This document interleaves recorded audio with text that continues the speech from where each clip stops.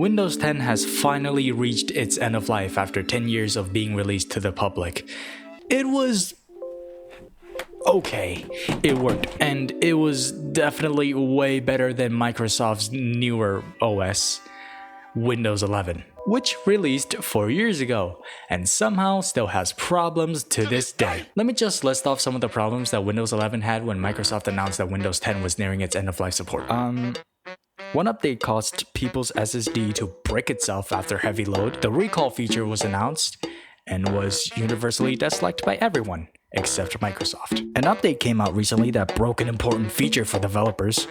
Oops. Windows 11 wasn't even allowed to be installed on dated computers because of a TMP restriction, which is apparently something like a security key thing for your computer. I don't know. I'm not smart. And what was Microsoft's reaction to that? Sorry, buddy. How about you buy our laptop that comes with a funny button, which lets you talk to an AI that we didn't even make? Oh shit. They later removed the restriction, but then slapped a warning label that said they could rug pull you any minute now, anytime, anywhere.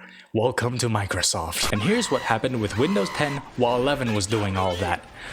It worked. By abandoning their previous Forever OS, it ended up having the side effect of working completely fine, which is sad, but also really fucking funny. Microsoft is so desperate to try and make their latest project work, but it keeps turning into a new gateway to hell. I do find it funny though that Microsoft made like 2 things in the 2000s that were actually pretty good, and then fell off 7 cliffs right after that. Windows 10 is honestly pretty weird to look back at in fondness, because it wasn't even that good compared to Windows 7. It just felt like Windows 7, but slightly more annoying. But then 11 showed up, barely even worked, and was somehow even more annoying than Cortana ever was. Jesus, do you guys remember Cortana? She was just kind of taken out back, and like genuinely, if you're still on Windows 10, open up settings and type in Cortana.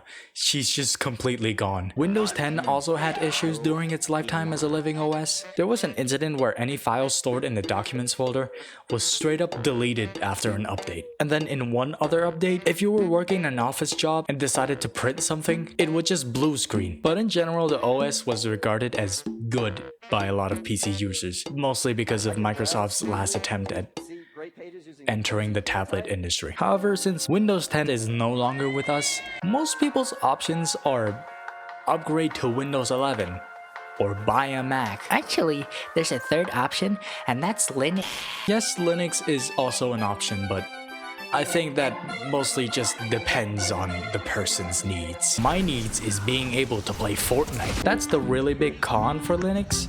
You're going to have to do a lot of workarounds for games and programs that doesn't natively support Linux. While the community is trying their best and hardest for Linux to be an actual usable OS for us casuals, it's always going to be held back by one single game and or program that just doesn't want to support or work on Linux. Like Fortnite.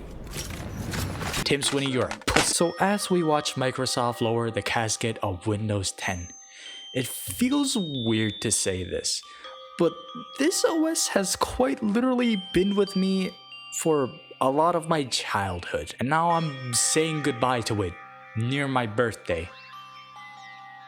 Microsoft, you're no longer invited to my birthday party. That's just the way that modern companies usually operate these days. They sell you a thing that's just worse than the thing they sold you before. Also, they took the old thing out back and